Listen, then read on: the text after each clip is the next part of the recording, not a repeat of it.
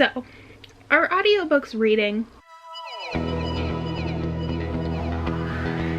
Yes. Hi, I'm Holly and I wanted to talk about this. I've actually talked about this topic in the past. It was years and years ago because I know I was at my old apartment. It was part of a Tuesday Talks video, which was a GoodReads group I was a part of that is no longer active.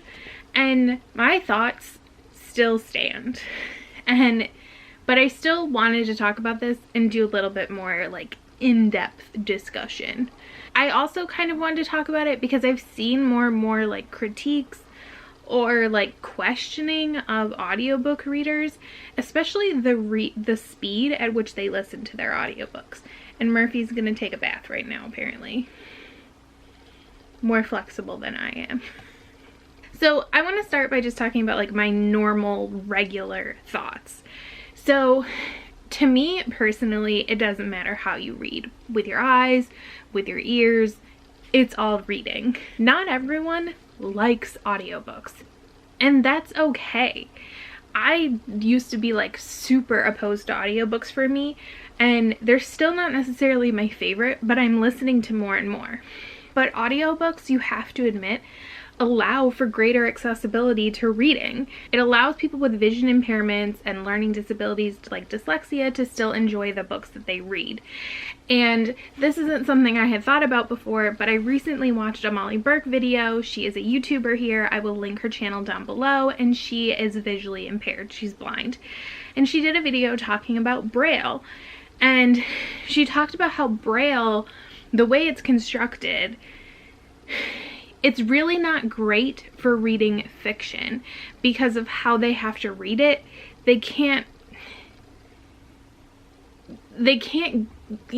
of like get things as they go and have to like go back and like confirm, and it's just not good for fiction reading.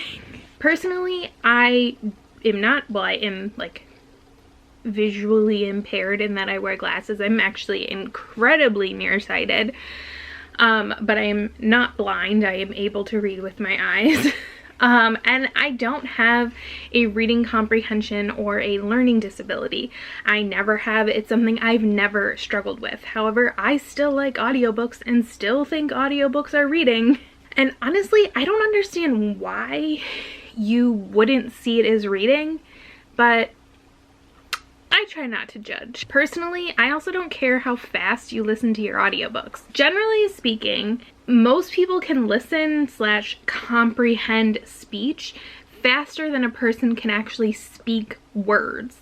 So it makes sense to speed up an audiobook or a podcast. I typically listen to all of my audiobooks and podcasts at 1.5 to 2 times speed. There are a couple exceptions to that. If there are a lot of people talking on a podcast, I might have to slow it down, especially if it's people I don't know. Like I listen to a bunch of podcasts with multiple people, but because I know their voices, I'm fine at a faster speed. If there's an accent I don't fully understand, I might have to go down a little bit in order to understand, or if music is involved. So I listen to a Survivor podcast that has music on it. For that, I listen to it at a slower speed so that I can enjoy the music the way it was intended to be enjoyed. But honestly, I'm a fast talker and a fast reader, so maybe my brain is just really fast, and I have always been this way. Like one of my best friends and I, we used to work together, and people would just constantly like tell us to slow down. Like we just talked way too fast with each other, but we both understood what the other was saying. Our brains were just on the same wavelength. And no, listening to something faster, I do not feel like I'm missing out on any kind of performance. Honestly, it sounds normal to me. Everybody says it sounds chipmunky, and I get that because sometimes when I first upgraded a speed or listened faster, that's how I felt. But your brain is really flexible, and it really does mold well to these different situations.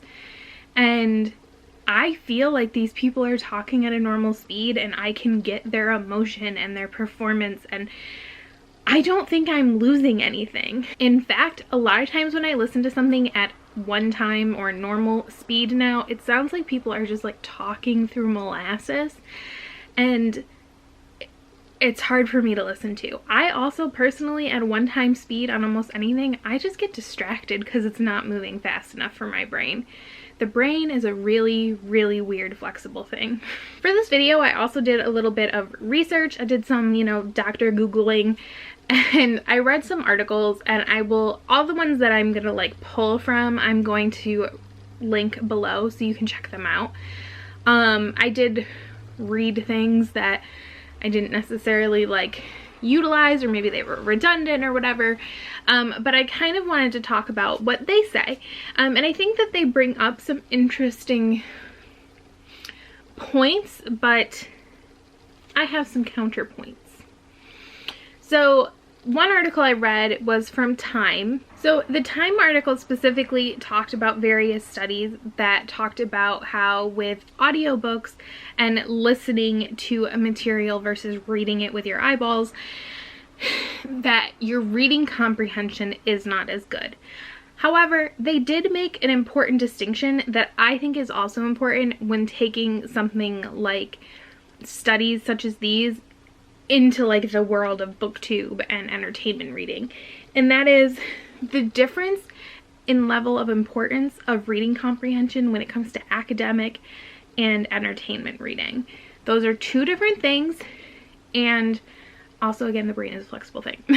So like they acknowledge you can train your brain with practice, obviously. I mean, there's not all these visually impaired people like without high school diplomas and college degrees, and I'm sure, even though I can't think of anybody right now, I'm sure thousands if not millions of them have masters and PhDs and are entrepreneurs and are super successful. Like, obviously they can comprehend what they've read with their ears. Now, I do know that a lot of times they also use Braille. Like I said, Molly Burke, she talked about in one of her videos, like math. She could have never learned math without Braille. There's like a math version of Braille, and that makes sense to me. Obviously, they're still able to survive in the world. So obviously, they're able to train their brain, whether that's something that they do consciously or subconsciously. And I'm sure that varies depending on your level of impairment and when you're impaired. If you're born blind, obviously your brain is going to have to develop in a different way than if you develop blindness later in life, or maybe it's from a trauma, so it's completely unexpected. Like somebody like Molly, she lost her vision slowly due to retinitis pigmentosa, so she had like time as a sighted person to like prepare herself, and I'm sure that plays a role too. And everybody's different, and everybody like can have successful lives. Sorry, I'm getting a little like, some of these articles really made me mad. But I would be interested in a study like this when it comes to reading comprehension. If you were to compare people who regularly consume media via audio versus people who regularly consume with their eyes. And it doesn't have to be sighted versus non-sighted.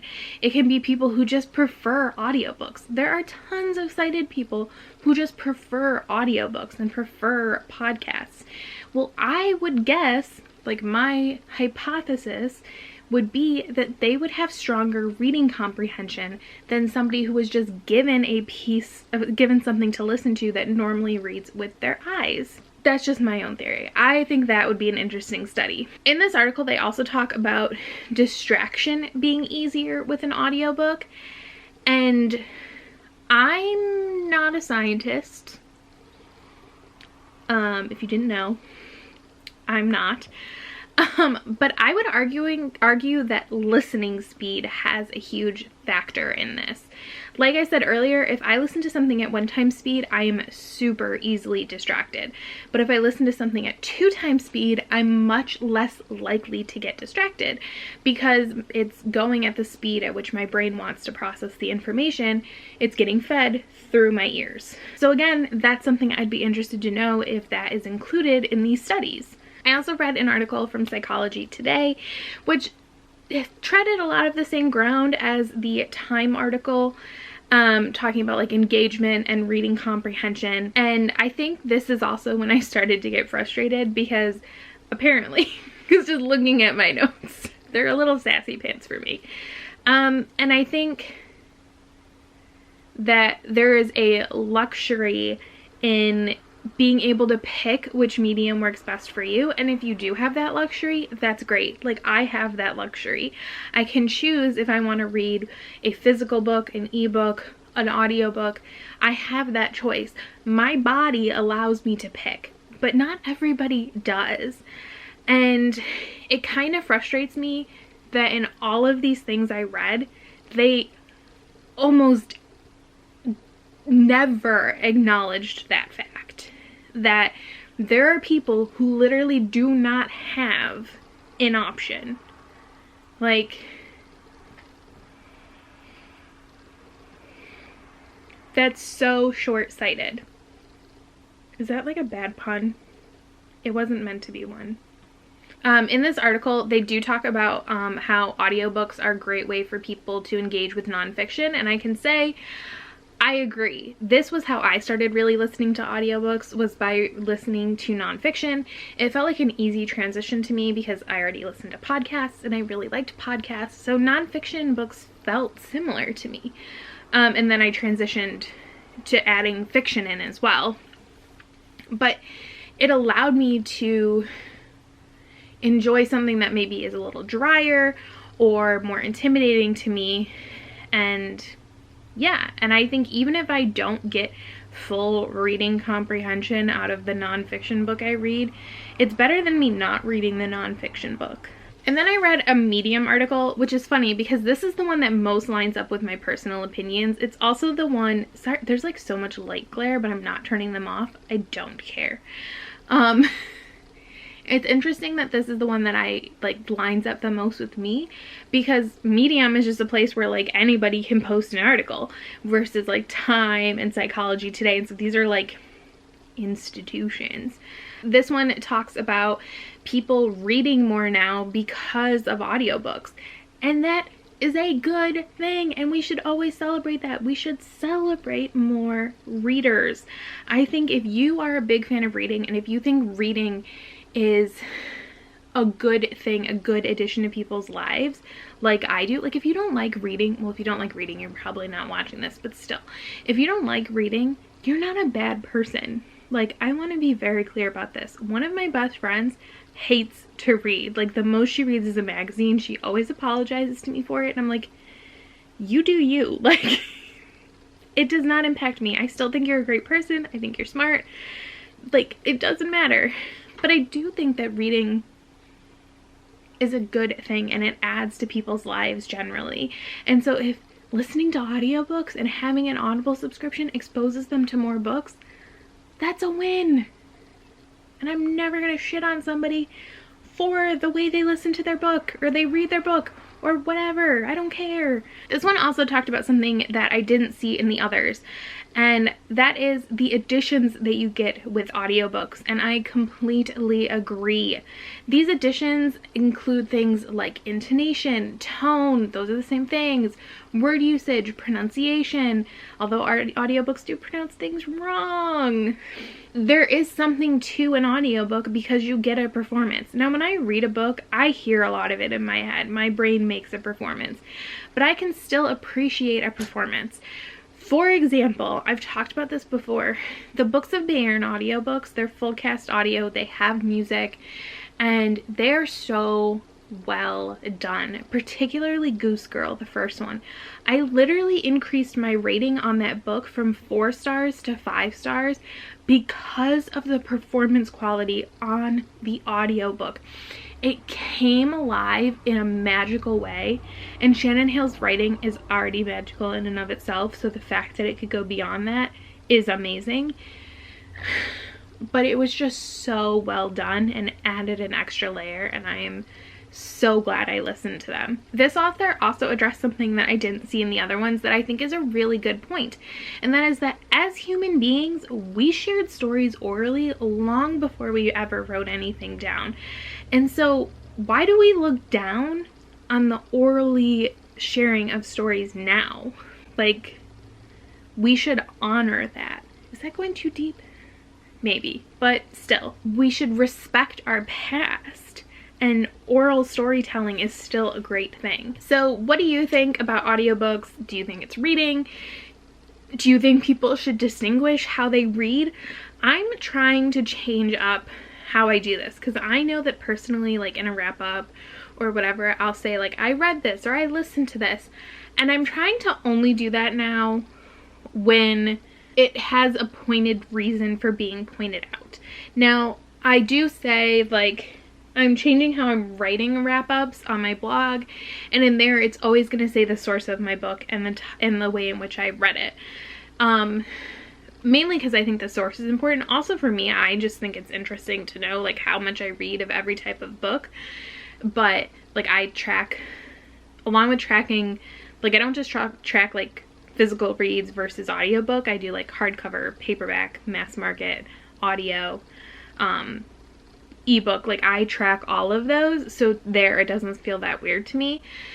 But unless I need to acknowledge that it was an audiobook because there was something about the audiobook that either helped or hindered my experience, I kind of want to stop differentiating them, because they aren't different. Like, it is reading, and if I think that, then I want to like express that more in my content. Am I overthinking this? Do I overthink everything? Yes. Ask this fool back here. But yeah, so those are my thoughts. Like I said, I will link the articles I mentioned down in the description below if you want to check them out. And if you have any articles or anything, feel free to leave them below. If you know of like any studies or anything that I might find interesting.